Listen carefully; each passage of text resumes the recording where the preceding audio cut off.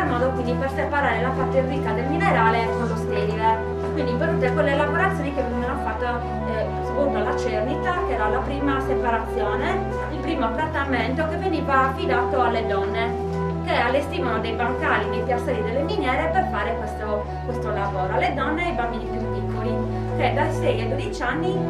facevano questo lavoro assieme alle madri.